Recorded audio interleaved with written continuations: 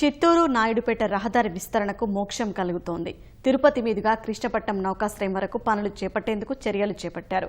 చిత్తూరు జిల్లాలోని ప్రముఖ పుణ్యక్షేత్రాలను కలుపుతూ జాతీయ రహదారి నిర్మాణానికి ప్రణాళికలు రూపొందించారు. ఇప్పటికే మొదలుపెట్టిన 6 వరుసల రహదారి నిర్మాణ పనులు వేగంగా సాగుతున్నాయి.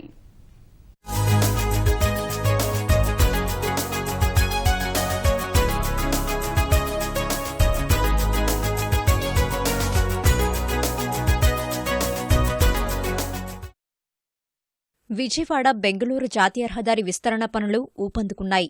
చిత్తూరు నాయుడుపేట మధ్య 6 వరుసల రహదారి నిర్మాణం చేపట్టారు. కుప్పం నుంచి చిత్తూరు వరకు చేపట్టిన పనులు చురుగ్గా సాగుతున్నాయి.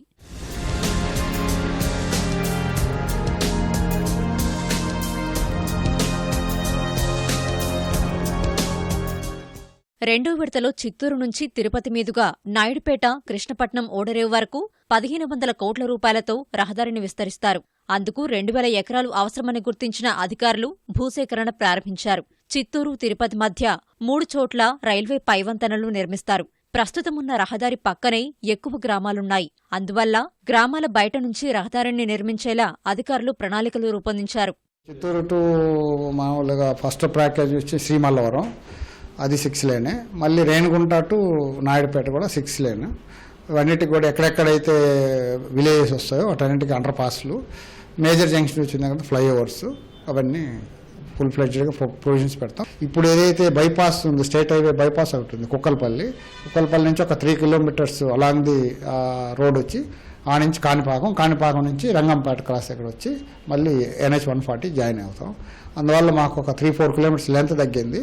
సో 3 ROBలు కూడా తగ్గాయి. కాబట్టి ఇంకొక మేజర్ కన్వీనియంట్ ఏంటంటే we are connecting the all major 3 temples, Kanipakam, Tirupati, Kalahasti. So this will be the online with the 6 laning project. Chittoor జిల్లాలోని ప్రముఖ పుణ్యక్షేత్రాలను జాతీయ రహదారితో అనుసంధానం చేసేలా ప్రణాళికలు తయారు చేశారు. ప్రస్తుతం జాతీయ రహదారికి కాణిపాకం 20 కిలోమీటర్ల దూరముంది. కొత్తగా నిర్మించే 6 వరుసల రహదారిని కాణిపాకం సమీపం నుంచి వెళ్లేలా ప్రణాళికలు రూపొందించారు. ఇదే తరహాలో తిరుపతి శ్రీకాళహస్తిని కలుపుతూ రహదారి నిర్మిస్తారు. చిత్తూరు నుంచి తిరుపతి వరకు 2 ప్యాకేజీలుగా పనులు చేపడతారు. తిరుపతి నుంచి నాయుడుపేట వరకు మరో 2 ప్యాకేజీలుగా పనులు చేస్తారు. చిత్తూరు నాయుడుపేట మధ్య అవసరమైన చోట పైవంతెనలు, అండర్ పాస్లు నిర్మించడానికి ప్రణాళికలు రూపొందించారు.